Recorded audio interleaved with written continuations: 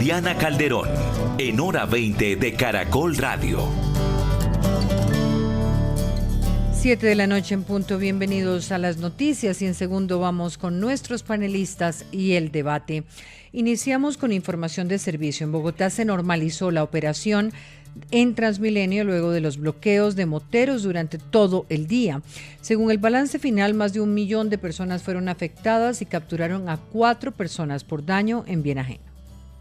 Salí y llegué a la estación de Avenida Américas con Boyacá y no pasaba ningún bus. La gente estaba desesperada. A eso de las 7:10 pues cerraron la estación. Entonces pues yo no pude ir a mi clase en la universidad. Yo vivo en la localidad de Kennedy. En esta localidad decidieron bloquear todos los puntos. En realidad me tocó salir desde mi casa caminando hasta el trabajo. Mi jefe no entendió. En una hora, ninguna motocicleta podrá circular en 20 avenidas, autopistas, carreras y calles hasta las 3 de la mañana. Juan Esteban Orrego, director de FENALCO Bogotá, pidió derogar la medida porque afecta, dice, en la celebración del Halloween en Puente Festivo. Pero la medida que se tomó este fin de semana con la restricción de los motociclistas es muy complicada para el comercio especialmente, que tiene un fin de semana de gran actividad comercial y donde muchos de los trabajadores del comercio salen a altas horas de la noche. Esa restricción afecta absolutamente a todos. Pedimos se reconsidere para poder tener un fin de semana normal y que la gente pueda trabajar. 7 de la noche, 3 minutos, y no obstante, el alcalde de Bogotá, Carlos Fernando Galán, confirmó que se mantendrán las restricciones, incluida la prohibición de parrillero. Explicó que son temporales y limitadas. Ejercer control no puede ser visto como un medio para joder a la gente. Al contrario, es un medio para protegerla. El fin de semana de Halloween se ha convertido en un momento de miedo y caos para muchos y las rodadas de motos han generado hostigamientos a ciudadanos, accidentes graves, homicidios y violaciones de la ley de convivencia. 7 de la noche, 3 minutos, la Policía Nacional dispersó con gases lacrimógenos la manifestación estudiantil en la vía Barranquilla-Cartagena que rechazaba la elección de Leyton Barrios como rector de la Universidad del Atlántico. El presidente Petro dijo que el derecho a la reunión es fundamental y pidió investigar. Habla Javier Hernández, líder estudiantil. Manifestando su rechazo e indignación a la designación de Leyton Barrios como rector de la Universidad del Atlántico. Esto es un hecho que queremos dar a conocer a todas las autoridades y también a toda la comunidad en general. Aparte de que también los estudiantes tuvimos una asamblea estamentaria en donde decidimos paro indefinido hasta que Leyton Barrios, primero que todo, renuncie. Hablemos ahora de las elecciones del próximo año. Mañana se reunirán en Medellín los exmandatarios Álvaro Uribe y el expresidente César Gaviria para discutir una posible alianza para las presidenciales del próximo año. El director del Partido Liberal aseguró que se busca un gran movimiento para cambiar el país. Yo conservo, y él lo sabe, la mejor relación personal. Nunca se me ha quebrantado. Por eso para mí es fácil estar ahora aquí en Medellín, prepararme para una reunión que tengo mañana con él, empezar a trazar los rumbos de lo que debe llegar a ser este gran movimiento. Tras ser designada cabeza de lista al Senado por el Pacto Histórico, luego de quedar de segunda en la consulta del pasado domingo, Carolina Corcho aseguró que la meta es lograr una bancada con más de 50 senadores. El Congreso de la República es muy importante porque es el que elige magistrados de las altas cortes, al Procurador General de la Nación, define el presupuesto y las reformas estructurales. Entonces el llamado a la ciudadanía es a que nos acompañen en marzo. 7 de la noche, 5 minutos, la fiscal general Luz Adriana Camargo dijo que la inspección a la sede del partido Colombia Humana busca establecer una presunta financiación ilegal y violación de topes electorales en la campaña Petro Presidente en 2022. Señaló que la indagación al presidente de Ecopetrol, Ricardo Roa, quien fue gerente de esa campaña, llegará a las últimas consecuencias. Que la diligencia hace parte del programa metodológico que se desarrolla en la Dirección Especializada contra la Corrupción, que tiene que ver con las irregularidades que han sido denunciadas y que se conocen públicamente en la campaña de la Colombia Humana. En el 100% de las investigaciones ese es el deber de la Fiscalía, llegar hasta las últimas consecuencias. 7 de la noche, 6 minutos. En noticias económicas, el presidente de Ecopetrol, precisamente Ricardo Roa, confirmó que se logró un acuerdo con Petrobras para la comercialización de gas del campo Sirius entre los años 2030 y 2035.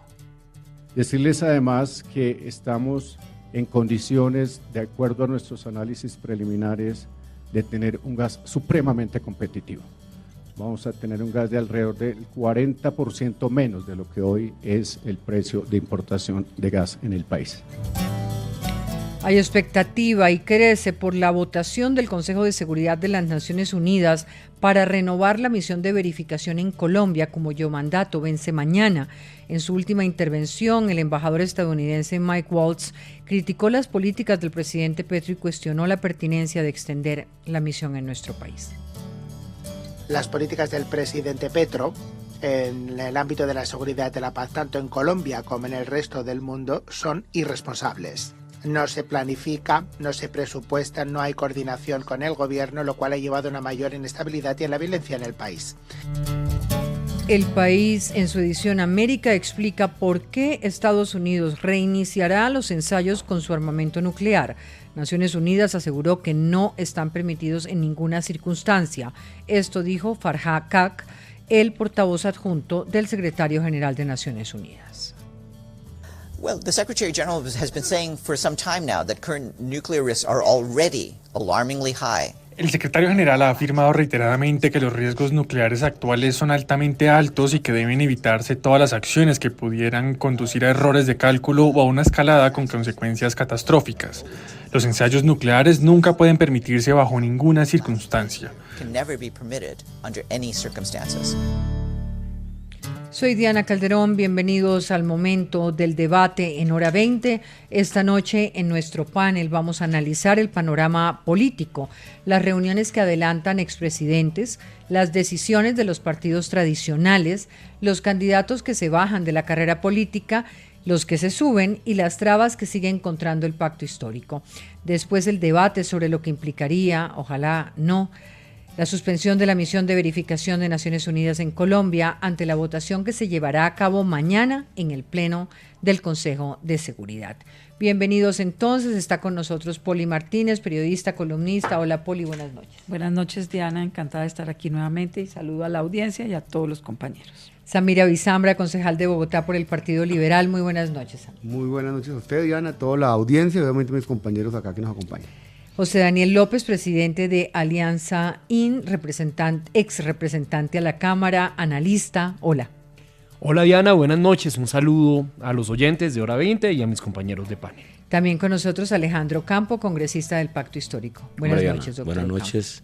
Qué rico por la invitación. Un saludo especial a toda la gente que nos ve y nos oye a esta hora y a mis compañeros acá de tertulia. Así es, nos pueden seguir por todas nuestras plataformas digitales, en X, en Facebook, en YouTube y escucharnos por esta vía en Caracol Radio.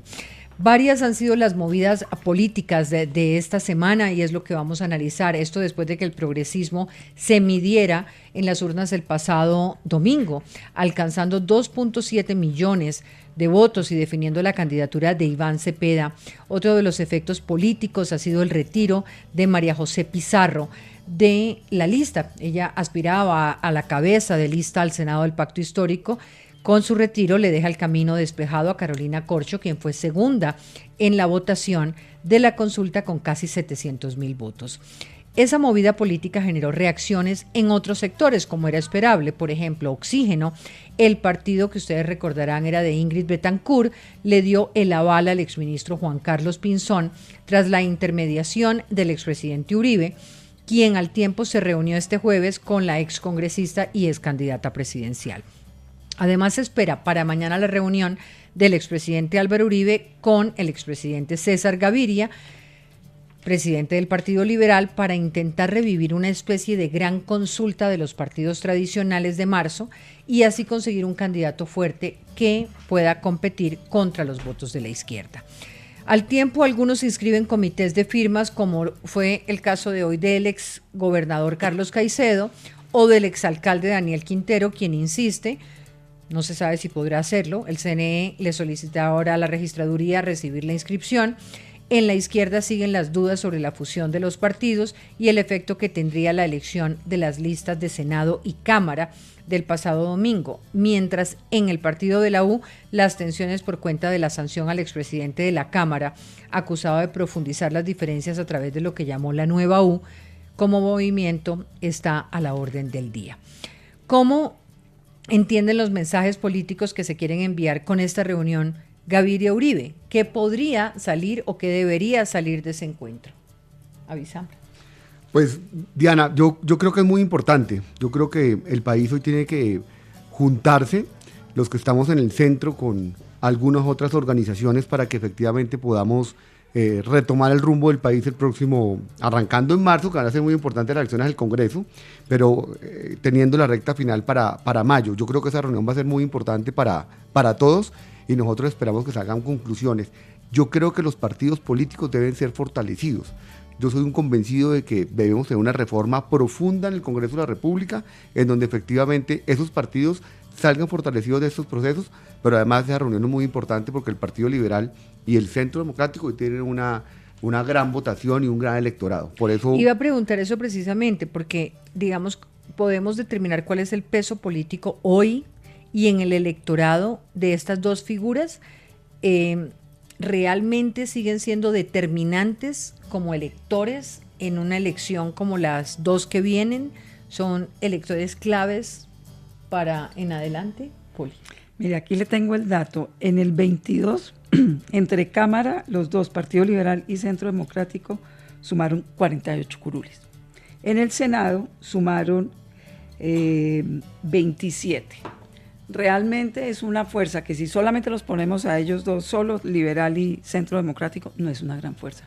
Eso divide el Congreso de una forma importante. Entonces yo creo que esa reunión de mañana es un poquito del hagámonos pasito, después de que el propio Gaviria ha insultado a Uribe, Uribe habla de Gaviria, en fin, toda esta locura nacional política, para hacer algún tipo de alianza y llegar, no sé si ese gran pacto nacional lo logren, lo que ellos pretenden, para ver si logran una alianza que pueda, por lo menos empezando en el Congreso, lograr unas fuerzas que puedan equilibrar el Congreso y tener pues votación suficiente para moverlo, que a la vez eso después va a mover las presidenciales. Yo creo que está todo muy fracturado y un acuerdo puede estar sostenido un poquito sobre palitos después de marzo. Sí, pero yo me imaginaba, esta reunión, digamos, representaría dónde está la fuerza por las regiones en este escenario, Gaviria Uribe. ¿Dónde está o no está los candidatos todos en el centro? Esta unión que ha pedido David Luna y que ha venido liderando, ¿están o no están? ¿O deberían estar? ¿Dónde está la fuerza, la fuerza amplia? No, el Frente Amplio. El Frente Amplio. Está totalmente a la izquierda, ya quedaría descartado entonces cualquier posibilidad de unión con Partido Liberal. ¿Ustedes cómo lo ven, Ocampo? Mira, yo creo que es como un matrimonio de hace 40 años que arreglan los papás a la fuerza, que los papás estaban contentos, pero los hijos no se casaban contentos y muchas veces dañaban. Los liberales hoy son más afines a lo que pasa en el pacto histórico que el Centro Democrático. De hecho, la mayoría va ¿Pero qué liberales? Los liberales, ¿cuáles, verdad? Yo creo que los liberales de pensamiento, la ideología liberal es más afín a nosotros. Yo creo que, digamos... Esos liberales uno pensaría que ya no están en el partido, ¿o sí? Sí, hay muchos. ¿Sí? Y el voto de opinión liberal, es que el liberalismo no solamente una máquina, es una gente que sale y vota por la L, una gente que se mantiene entre la izquierda y el centro izquierda, que son los liberales. Ahí hay empresarios, hay académicos, hay personas que dicen, yo soy liberal, ¿sí? Y voto por liberal. Entonces yo pienso que no va a ser tan fácil llegar ese voto liberal del Centro Democrático. Cuando estaba Uribe fueron oposición. No lo veo muy viable. Pareciera como reagrupar un frente nacional ahora en el 2025. Y la idea, creo que llama a otros partidos, no está tan clara. Pero pienso que entre más se vayan para allá, seguramente... ¿Podría uno pensar que están pensando en integrar a todos aquellos que van por firmas? De alguna manera también, ¿no? Como yo único objetivo sería una gran alianza que pueda enfrentar a la izquierda. A todas las máquinas, yo quiero encoger todas las máquinas, porque la idea es que esté el Partido Conservador, la idea es que esté Cambio Radical, es decir, es toda la maquinaria que de hecho alguna vez fue desprendida del Partido Liberal, excepto la UCA está en el Frente Amplio, y yo creo que va a haber una discusión muy fuerte al interior del liberalismo. Pero creo que esto se va a poner bueno, porque a medida que lleguen los liberales para el Centro Democrático, más votos vendrán para el pacto. O sea, Daniel. A ver, yo creo que lo primero es que esta organización electoral en la que estamos se va dando como en varias dimensiones y en varios frentes. Una de esas dimensiones son los partidos, pero no son los únicos. Por un lado, pues está el proceso del pacto histórico que ahora confluye con el Frente Amplio y es como un carril. Otro carril son candidatos de centro o de centro izquierda que uno no ve claramente alineados allá, como el caso de Fajardo o el caso de Claudia.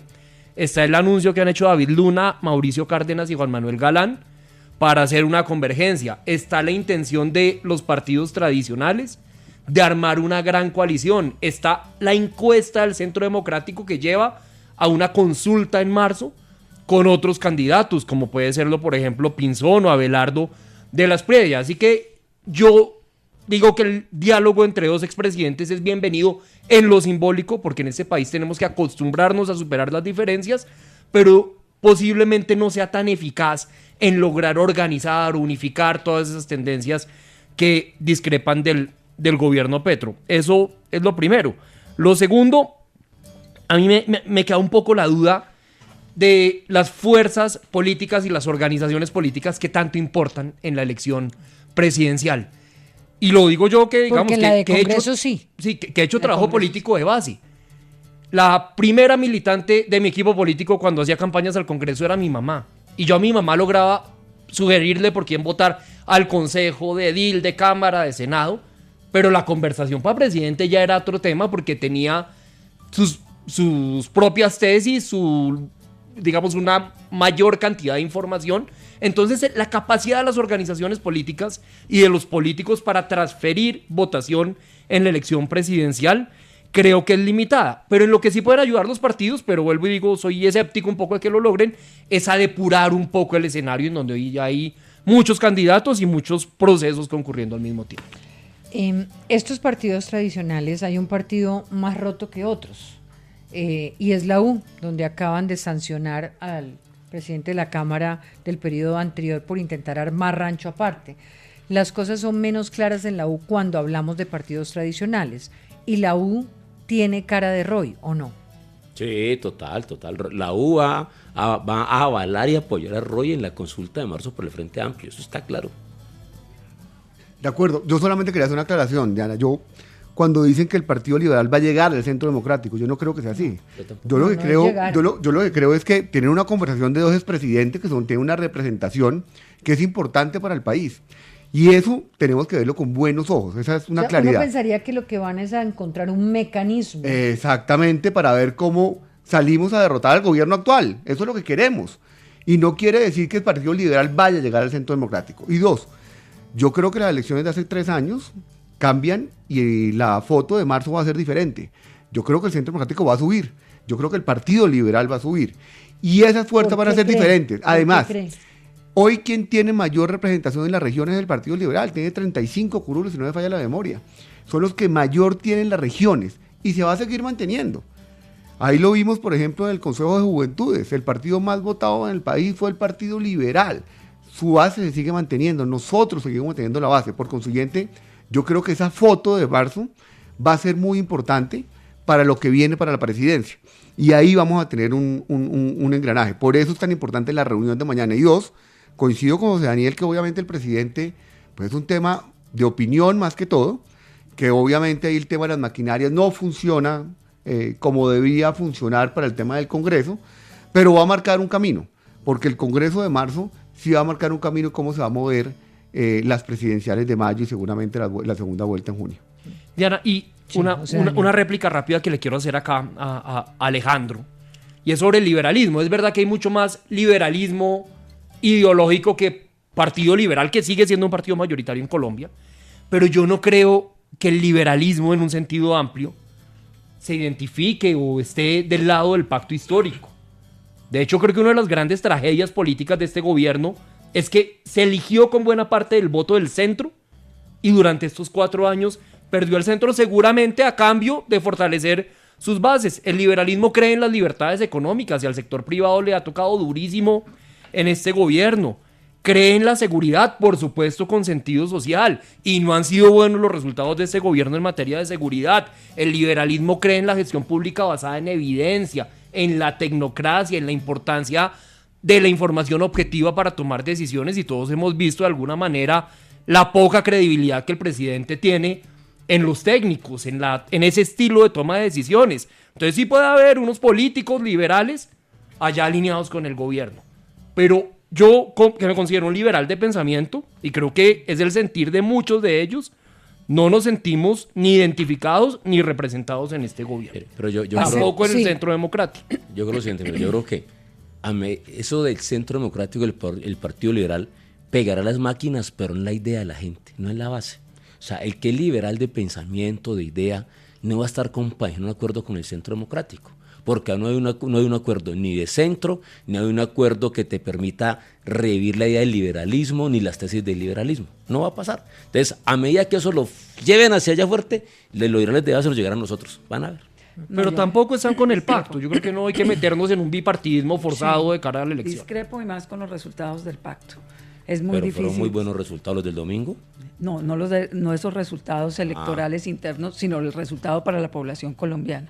Yo creo que el cuestionamiento al pacto existe, lo vean o no lo vean, y por el otro lado creo que la reunión tanto de Gaviria con Uribe es como dos emperadores, porque Gaviria está armando su propia lista que va desde la hija hasta no sé quién, y por el otro lado Uribe, reforzado con pues el levantamiento de la sentencia, pues va a tener también llega al escenario fortalecido. Entonces creo que eso es un tema, y por el otro lado es el pacto histórico y que tenga el respaldo que esperan. Empecemos a analizar los aterrizajes. Pinzón aterriza, ¿qué tanto puede ser un candidato líder en una consulta de centro derecha? ¿Cómo lo ven?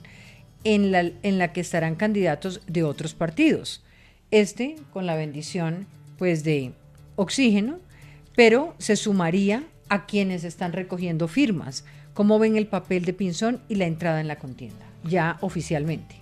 Yo creo que Pinzón es un muy buen tipo, un tipo técnico, con un buen reconocimiento, con buena experiencia en lo público, pero siento que efectivamente no ha logrado cuajar, siento que efectivamente no ha logrado llegar a la gente, que no ha tocado a esa gente de base y no está teniendo el reconocimiento esperado por la ciudadanía. Pero obviamente va a ser un actor importante, y yo creo que allá es donde tenemos que llegar todos los que no estamos de acuerdo con lo que está pasando en el gobierno nacional hoy. Soy liberal y no estoy de acuerdo, tuvieron la oportunidad de gobernar, y lo que está pasando hoy en el país es desastroso. En los temas de seguridad, pues llegamos a niveles que no hemos vivido durante muchos años, y eso pues es muy peligroso. Todos esos que queremos algo diferente, pues tenemos que buscar una solución que efectivamente nos pueda marcar un camino que estemos representados. Y un tipo como el doctor que está hoy candidatizado por el Partido Oxígeno, que es el doctor Pinzón, sí, pues me a mí básicamente no me llega. Realmente él aglutinar, como dijo que haría, desde Fajardo hasta Abelardo? Por el hecho de tener el apoyo de un sector del empresariado, porque lo tiene. Yo creo que Pinzón no alcanza a recoger todos esos apoyos, porque está demasiado tirado hacia un sector de la política. ¿Y qué implica el aval de Oxígeno? ¿Tiene alguna importancia? A ver, yo hoy tengo sentimientos ambiguos, Diana. Primero, yo le tengo profunda admiración a Juan Carlos Pinzón. Cuando yo estaba en el Congreso trabajamos juntos, también con Juan Carlos Lozada, la segunda vuelta para elegir alcalde de Bogotá. Y ahí tuve la oportunidad de trabajar de cerca con él. Es un tipo técnico, hábil políticamente, razonable, es una persona con la que se puede construir, y no me cabe duda que sería un gran presidente. La pregunta es si va a tener el apoyo del presidente Uribe, que ese es como el gran activo que uno le podría ver en el debate, y pues Uribe no se toma la foto con todo el mundo. En las fotos que hay en la casa de Uribe siempre hay un mensaje. Entonces, digamos, hay un potencial con una pregunta muy importante. Ahora, el aval de Oxígeno, si yo estuviera en la campaña de Pinzón, pues sí me preocuparía un poco. Todos vimos lo que pasó con Ingrid Betancourt en la coalición de la esperanza, y como ella fue una especie de bomba nuclear interna que ayudó en buena medida a implosionar esa coalición. Ojalá también tanto Ingrid como Oxígeno hayan aprendido la lección. Uno no ve, al menos en público, que eso haya ocurrido, pero ojalá el doctor Pinzón, que tantos méritos tiene, corra mejor suerte en este partido. Mire, yo creo que si hay algo que genera incertidumbre no estar al lado de Ingrid Betancourt. La señora un día dice una cosa, otra vez piensa otra. Creo que su último ejercicio con sus amigos terminó muy mal. Esto es una mezcla que no pega muy bien, porque digamos, en sus posturas generalmente ha sido de una forma diferente u opuesto a lo que piensa Pinzón. Y yo creo que Pinzón no llamó la atención. Ahora lo decían, el voto de la presidencia es un voto de opinión, un voto que la gente lo da en otro sentido. Y yo estoy de acuerdo con el concejal, eso hoy no llena, él no llena las expectativas. Y creo que hay una pugna muy fuerte, porque digamos le pasa lo que le pasa a los partidos a uno. Llega una persona de afuera que no es del partido a reclamar la bandera del partido, y entonces Paloma, Cabal, que han hecho ahí la tarea, que han aguantado, pues no va a ser tan fácil. Va a ser una pelea difícil. Yo creo que él no es el llamado. Él, digamos, tratando de hacer un consenso, quisieran ponerlo, pero no pega a la opinión pública. Creo que una dificultad que tiene eso que están armando, ese conjunto de partidos y organizaciones, es que no tienen el candidato que pueda pegar y que pueda sentirse cómodo para todos los lugares. Estoy de acuerdo con eso. Yo creo que Pinzón puede ser, como dijeron, una muy buena persona, que para un candidato eso no es suficiente. Que sea técnico, que sea juicioso, seguramente como muchos otros no es suficiente, porque no tiene el carisma, no es conocido por el país, y es una realidad. Seguramente puede ser una buena fórmula vicepresidencial, algo de ese nivel, pero no como candidato en un momento donde además hay tanta polarización, va a haber tantas mentiras, tanta manipulación, donde el candidato que se destaque tiene que darle seguridad a ciertos sectores, pero a la vez ser carismático. Y ahí Pinzón, pues creo que no registra tan bien. Sigamos con la izquierda. La bajada de Pizarro de la contienda de María José y el ascenso de Corcho como cabeza de lista al Senado. ¿Cómo deja las cosas en el pacto? Campo, cuéntenos, ¿se configura Pizarro como una alternativa vicepresidencial del candidato que resulte del Frente Amplio? Yo creo que sí, yo creo que a María José jugó a ser una candidatura vicepresidencial. Yo creo que Corcho haber jugado a lo mismo. Yo no hubiese metido de cabeza de lista al Senado. Yo apoyé a Corcho, porque creo que Corcho tiene muchas posibilidades. Corcho es una carta para jugarse en Medellín, Corcho es una carta para jugar de candidata vicepresidencial. 700.000 votos de una consulta en temporada fría es una votación muy importante. Eso puede jalar también una gran lista, ¿no? Sí, pero nosotros, digamos, pero los votos de Corcho ya están en el pacto. Sí, es decir, no va a ser un voto diferente, pero mientras que no tenga una figura del pacto en Antioquia que tenga la relevancia ya a nivel nacional, creo que Corcho tiene mucho futuro en la política, y creo que María José jugó un tema vicepresidencial que ojalá se le pueda dar. Pues yo creo que fue una buena jugada del pacto, le fue bastante bien el domingo. Obviamente sacaron toda su organización política a hacerlo, hoy tienen gobierno, y obviamente eso pues lo pusieron en las calles a que efectivamente funcionara, y funcionó. Creo que María José pues hace un buen movimiento, yo creo que la deja en libertad para jugar en la vicepresidencia, y Corcho va a terminar jalando una lista al Congreso. Así como creo que el centro va a subir y el Partido Liberal va a subir, también creo que el pacto histórico se va a mantener, y eso pues es muy importante para ellos. Hoy tenemos 20 en el Senado y 30 en la Cámara. Listo, yo creo que van a terminar manteniéndose, que eso es muy importante, porque todo el mundo decía, van a bajar. Hoy lo que nos dice a los que estamos en el otro lado es, hay que trabajar. Lo que muestran es que sí van a subir. Exactamente. Sí. Y ese mensaje que da Samir me parece muy importante destacarlo, y es, yo creo que hubo un hecho importante, notorio, del buen resultado del pacto en la consulta del domingo. Sacar a votar a la gente en elecciones tan frías, tan atípicas, es supremamente difícil.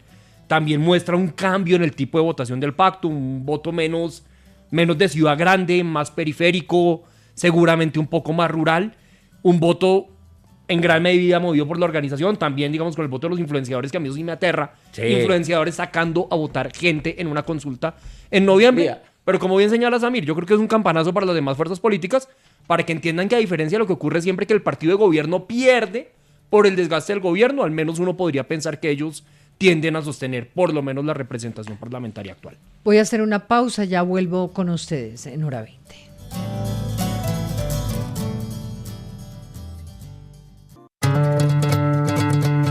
En Caracol Radio, Hora 20. 7 de la noche, 33 minutos. Estamos con Poli Martínez, José Daniel, Alejandro Campo, Samir Avisambra. Y estamos hablando de la política, tratando de entender qué va a pasar o qué se espera que pase en esa reunión Uribe-Gaviria, qué está pasando en el pacto histórico ahora con la decisión de María José de ya no estar en la lista y de entrar Carolina, lo que ha pasado con el aterrizaje de Pinzón. Me quedan algunas preguntas en lo que tiene que ver con política. Lo de Quintero, ¿alcanzará en 40 días a lograr firmas suficientes? ¿Qué son más de 600.000 para lograr inscribirse? O sea, ¿qué representa que vuelva al ruedo? Pues a mí el tema de Quintero, pues no me gusta. Yo creo que además es un show permanente, sin nada de contenido y obviamente con muchos problemas judiciales, aparte de todo. Ya incluso creo que uno de sus colaboradores ya está en la fiscalía dispuesto a acogerse a un principio de oportunidad. Así es. Y obviamente el tema de las firmas, pues todos sabemos qué terminan haciendo, ¿no? Lo cual pues no es la mejor idea. Yo no veo a Quintero hoy. Yo creo que el tema de Quintero en los últimos 20 días se ha venido desdibujando con ese retiro que hizo del tarjetón. Además yo creo que no le salió muy bien la jugada y yo creo que ha bajado su favorabilidad en el nicho que él tiene. A mí personalmente no me gusta el tema de Quintero. José Daniel López, me volvió el apellido a la punta de la lengua, ahí la tenía. Pues a ver, Quintero es un tipo que se ha formado siempre llevando los debates al límite y siempre posicionándose como el outsider frente a algo, en este caso en una escena de debate con la organización electoral. Pues ahí hay unas dudas legales que, digamos, yo creo que muchos tenemos sobre la posibilidad de que él, habiéndose inscrito para la consulta del pacto histórico, pueda hacer válida su renuncia y pueda aspirar. Él sostiene que sí, seguramente será un debate en derecho, eso lo tendrá que resolver el Consejo Nacional Electoral, como lo dice Samir, la recolección de firmas, digamos, eso con sustento en organización política que él tiene, con sustento seguramente en un ejercicio de opinión que él tiene. También, digamos, hay como distintas maneras en que uno pensaría que no es tan loco que lo pueda lograr. Yo apostaría porque Quintero recolectará las firmas suficientes. No me lo imagino quedándose bloqueado en ese tipo de procedimientos. Así que la pregunta al final será si él efectivamente logra, digamos, el aval del Consejo Electoral para poderse inscribir. Creo que gana si se inscribe y gana también si no se inscribe, porque se posiciona como una víctima del sistema de alguna manera. Y pues ya entra la pregunta de eso, de qué manera ese voto, que es distinto, que es muy de nicho, puede terminar minando la aspiración de Iván Cepeda. Okay. Yo creo que alcanza a recoger las firmas, al igual que Carlos Caicedo alcanzan a recoger las firmas. Creo que la dificultad de Daniel es jurídica, es decir, creo que hay una incertidumbre sobre si puede o no puede, si le van a hacer... ¿Con firmas o sin firmas de inscribirse? Sí, eso es la primera dificultad, si puede o no puede participar. Creo que, digamos, hoy el CNE le tira uno de los anzuelos tramposos que nos tiró a nosotros, es primero inscríbalo y luego lo revisamos. Ahí lo enredan como nos enredaban a nosotros. Es un tema muy peligroso. ¿Pero es un anzuelo de trampa o es lo que corresponde dentro de la normatividad? Yo creo que el CNE debería haber orientado alguna cosa. Si nos metió a nosotros y nos molieron. Era una discusión, era una decisión y lo va moliendo a uno. Creo que hoy como juega el CNE no le da mucha tranquilidad ni mucha firmeza a algunas decisiones. Fíjense ustedes que algunos candidatos hoy se inscriben, por ejemplo, en las atípicas. Lo sacan por doble militancia y a unos los dejan inscribirse y a otros los dejan inscribirse. Entonces creo que necesitan más firmeza y más seguridad jurídica frente al tema electoral. Yo creo que esa es la dificultad que tiene Daniel y yo creo que si la puede superar será un jugador muy interesante en marzo, que tiene una manera diferente de hacer política, de mucha habilidad, de mucha ligereza. Si no, creo que va a terminar muy mal, porque entonces cuando tú no juegas en política, las instituciones, los que te persiguen terminan ganando de la partida. Pues, ¿alguna otra opinión, Poli? Sí, yo creo que en todo caso Daniel va a ser un encarte para la izquierda. Realmente, independiente. Ya lo ha sido, ¿no? Exacto, entonces pues si pasa y queda y entra al Frente Amplio, ¿qué hacen con Daniel? Es decir, les pone una X cantidad de votos, pero ¿qué se hace con él? Para la izquierda es realmente un encarte, para el que se meta con Daniel. Y a todos de alguna forma, usted no lo ha dicho tan claramente, como que le huele un poquito feo la situación, porque ¿qué hacemos con este personaje tan cuestionado, con tantos problemas jurídicos? Y si lo van a tener en el Frente Amplio, ¿cómo va a afectar a los demás? Pues, a los demás. Y un comentario solamente, yo creo que Daniel Quintero se termina retirando la consulta básicamente porque ve que no la va a ganar. Y ve que viene subiendo una Carolina Corcho muy fuerte, y eso a él lo asusta porque pensó que iba a derrotarlos a todos, que iba a molerlos a todos ese día, y yo creo que eso lo terminó corriendo un poquito. Entonces yo creo que no va a ser tan importante electoralmente hablando. Va a conseguir las firmas, claro que sí. Pero yo no creo, yo creo que Daniel iba muy bien en la consulta. Yo creo que, digamos, acá, pues, investigaciones tiene cualquiera. Creo que la incertidumbre es la pregunta. Investigaciones tiene cualquiera, perdón, el señor está... con una acusación por corrupción. Pero eso, investigación tiene cualquiera, pero el tiene señor derecho a tiene defenderse. investigaciones abiertas por corrupción múltiples, claro, pero además está acusado judicialmente. Claro, pero lo que es que, digamos, eso no sobrepasa el derecho a la inocencia que tiene cualquier colombiano hasta que sea vencido en juicio. Sí, pero digamos, creo que la incertidumbre es la pregunta. Le decía a nosotros, el CNE nos tira una trampa y terminamos con una elección con muchas dificultades. Y la pregunta nos tiene a nosotros en la misma trampa. ¿Vamos a ir al Frente Amplio o a primera vuelta? Y no quisieron recomponer la pregunta. Entonces, creo que esa incertidumbre, él se sale, lo que no sabemos es si le cuenten que participó en en ese la sentido, consulta. ¿ustedes creen que es válido el anuncio de acudir a la justicia internacional ante las dificultades que ha tenido el pacto histórico para su fusión? Me refiero ya pues a lo que ha ocurrido en el día de hoy.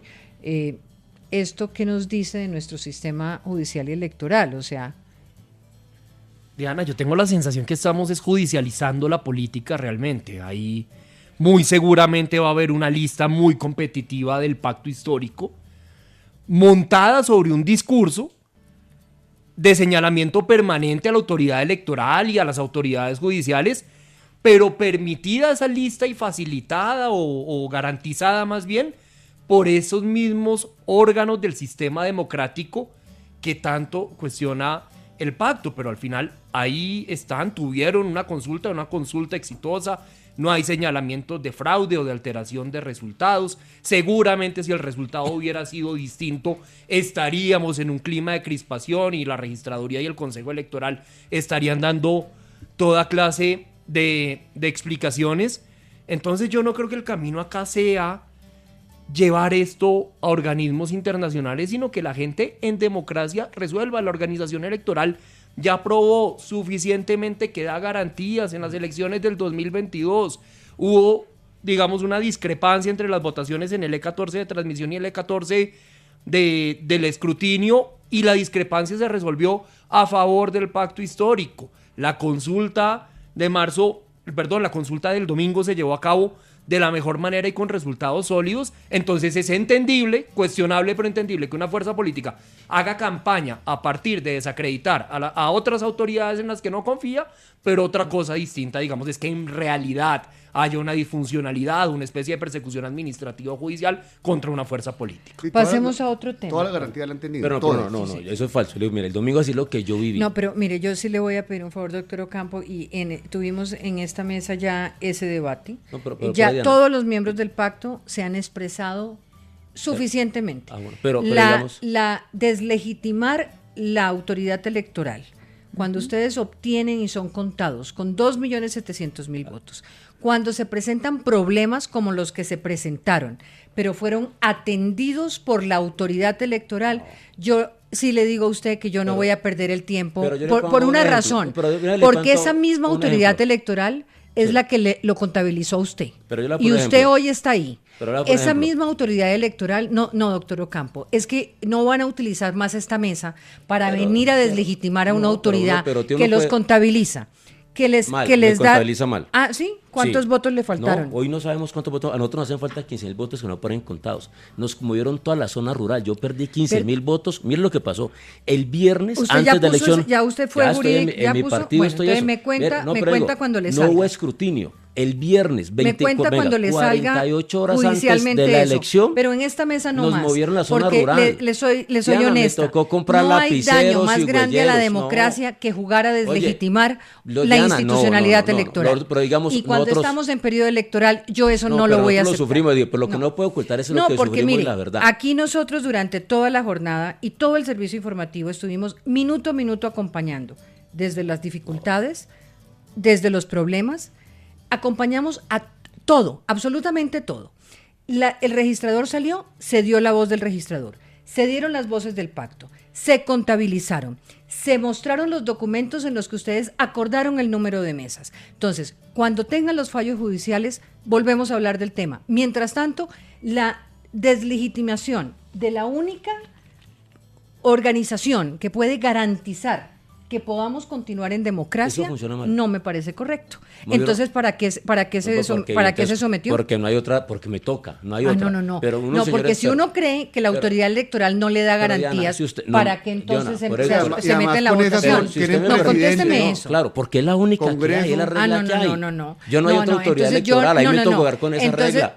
Entonces la autoridad electoral no funciona, bien. Pero yo me meto en las elecciones, me hago contar, resulto elegido, como el caso suyo, y luego digo que esa autoridad electoral no me funciona. No, mira lo que yo le digo, Diana, mire, yo puse la alerta y les dije, 4.000 personas por mes es inconveniente, no alcanzan a votar. No, esto ya llega a unos límites que pero uno... Diana, pero espérate, porque digamos, usted puede estar de acuerdo conmigo, sí, pero no puede suplantar mi visión y lo que yo viví, porque ahí tampoco estamos de acuerdo. Es decir, en la mesa, y que es la mesa que tú eres, no puede ser que entonces yo no pueda expresar lo que yo siento y lo que es verdad. Si en un hecho como este yo no puedo contar lo que vimos, entonces ¿cómo así yo puedo contar y tengo que estar de acuerdo con lo contrario? No, es que todos lo han contado ya. Pero no lo que yo sí quiero saber es si ya pusieron la denuncia. Yo sí quiero saber usted por qué entonces entra en el debate democrático, entra en los procesos de votación, si usted considera que la autoridad electoral en Colombia pues le está haciendo una trampa. Entonces no participamos. No, pues es que yo sí creo que si uno no la reconoce. No, ya la reconozco, pero funciona muy mal. El Consejo Nacional Electoral, varios tipos deben estar investigados con lo que está pasando en este país. Ya usted se pasó a otro tema. Pero en la registraduría, vamos a la registraduría. ¿Cómo es posible que 48 horas de la elección, antes de la elección, a usted le muevan 4.000 puestos de votación del país? Le muevan toda la zona rural. Que la gente de Buenaventura, de un sitio que se llama San Antonio, se la manden al centro de Aventura. ¿En qué momento podemos continuar con el debate? Si usted quiere, hacemos una entrevista donde usted le cuente a Caracol, como ya lo han hecho 1.000 personas, porque el debate no es sobre eso. Pero lamento mucho que no pueda contar. Tómese usted los 10 minutos que faltan y cuéntenos su experiencia, porque de eso no se trataba. Yo hice una pregunta concreta sobre lo que le está ocurriendo al pacto histórico y si requerimos de la institucionalidad internacional para darle las garantías que se requieren. Tú dices, yo no estoy diciendo que no pueden hacer. Si yo participo no me puedo quejar, que si yo participo entonces voy participo. No, mi pena de participar es no, lo que pasa es que hay un ejercicio, usted puede hacer el ejercicio que usted quiera. Lo que sí no pueden es seguir todo el tiempo utilizando los mismos micrófonos donde estamos hablando de un tema para seguir desacreditando a la autoridad electoral que los contabilizó y frente a los cuales ustedes firmaron un documento. Pero entonces continúe, doctor Ocampo, porque aquí nunca se le ha negado hablar todo lo que quiera. No es mi intención, solo digo, puedo no estar de acuerdo en la tesis. Tú dices, tenemos derecho a pedir que otras instancias miren lo que pasa, como tienen otras personas que han venido aquí en otros procesos. Pero es que para eso no era la pregunta, porque lo que anunciaron en el pacto histórico era acudir a las instancias internacionales, pero no para la elección de la consulta. La pregunta no era esa, doctor Ocampo. La pregunta es si las dificultades que ha tenido el pacto en lo que tiene que ver con ser reconocido como un partido y sus fusiones debería ser un tema para solventar en los escenarios internacionales. No, y hablando de escenarios internacionales, yo no puedo entender uno cómo es tan duro con la registraduría y el Consejo Electoral en Colombia y tan suave con el robo de las elecciones en Venezuela. De acuerdo, yo creo que han tenido todas las garantías, además tienen presidente. La registraduría dio el dictamen que tienen presidente de la República, tienen 21 senadores, no sé cuántos representantes de la Cámara, concejales por el país, diputados por el país, dados por la registraduría. Igualdad para todos. Tengo una pregunta que me parece fundamental sobre lo que va a ocurrir mañana en el Consejo de Seguridad de Naciones Unidas, la extensión de la misión de verificación que ese organismo debe votar para Colombia. La tenemos desde el año 2017, que tiene como objetivo vigilar el cumplimiento del acuerdo de paz firmado con la guerrilla de las FARC, así como las sanciones impuestas por la Justicia Especial para la Paz. En el último encuentro de hace unas semanas hubo críticas a la extensión de la misión y el representante de Estados Unidos en el organismo planeó la posibilidad de no extender la labor de la misión de verificación, pues consideran que su objetivo se había politizado. Esa decisión continuaba o no, o un posible veto de Washington a la decisión que determine el Consejo. Pero estamos en vilo. ¿Qué esperan ustedes que ocurra? ¿Qué implicaría una suspensión, una reducción o el fin de esa misión de verificación en el país? Diana, esa misión de verificación del acuerdo de paz que viene del 2017 es tal vez el mayor símbolo o uno de los mayores símbolos de la confianza de la comunidad internacional en el acuerdo de paz entre el gobierno nacional y las FARC, luego desmovilizadas. Ha pasado de todo en estos últimos 8 años. Por supuesto que una parte de esas FARC incumplieron el acuerdo, encabezados por el señor Márquez y el señor Santrich, y volvieron a delinquir, pero también es verdad que la mayoría de guerrilleros cumplieron la palabra, entregaron las armas y en medio de unas dificultades enormes están cumpliendo su deber, que es hacer una vida en el marco de la legalidad. Entonces la verificación del cumplimiento de los acuerdos con esas personas reincorporadas o desmovilizadas que hace la misión de verificación, su acompañamiento en el tema de proyectos productivos, en el tema del capítulo étnico, entre otros, pues es algo que en la práctica sigue siendo importante. Y por eso yo quisiera que esa misión continuara, pero tampoco podemos ser ingenuos de lo que está pasando internacionalmente. El tema del acuerdo de paz ha perdido tracción, ha perdido vigencia, también ha perdido base política de respaldo, entre otras cosas por equivocaciones supremamente graves en la Jurisdicción Especial para la Paz. Y por encima de todo eso está un contexto internacional en donde seguramente el gobierno estadounidense sí puede estar interpretando que, digamos, que permitir la continuidad de la misión de verificación puede ser visto como una especie de guiño a sectores políticos que le son contrarios. Así que estamos ante el riesgo de un veto por parte de Estados Unidos en el Consejo de Seguridad. Hay que recordarle a los oyentes que si uno de los 5 miembros permanentes del Consejo de Seguridad veta, con solo uno que lo haga, basta para que una decisión no se pueda tomar. Ojalá Estados Unidos, digamos, en este estilo de política exterior que hemos visto, no termine politizando algo, pues que de hecho es político, pero que en la comunidad internacional ha generado consensos, como es el tema de esta misión de verificación, y ojalá mañana pudiera continuar la misión, pero pues todos sabemos en qué estamos a nivel internacional. Poli, yo creo que la misión le van a recortar un poco el mandato. Pienso que va a seguir existiendo básicamente porque es una instancia. ¿En qué significa un recorte en el mandato? Pues que, por ejemplo, en este momento, en o... teoría tiene el seguimiento a la implementación de la paz total. ¿Cuál implementación de cuál paz total? Entonces, veamos en qué están las distintas implementaciones. De pronto también recortes en el alcance de ciertas actividades que estaba verificando en términos de presupuesto, en términos de, pues básicamente de eso. Pero pienso que la misión se convierte también en un punto de conversación, de diálogo para el resto de los miembros, obviamente, del Consejo de Seguridad. No, sacarla totalmente es romper con la presencia de Naciones Unidas. O sea, después si las limitan y dicen se terminó definitivamente, ¿con qué instancia se va a conversar? No solamente en este gobierno está a nada de terminar, sino con un próximo gobierno que en este momento no es claro cuál va a ser. Entonces, la permanencia de la misión es relevante, pero creo que le van a recortar. Y si Estados Unidos la veta, pues ese sería el peor de los escenarios, en un momento de cuestionamiento a los cultivos, a las incautaciones, al aumento en la producción de cocaína, en fin, a todo el resto del escenario, más las discrepancias, las peleas y los absurdos entre los dos presidentes, Trump y Petro.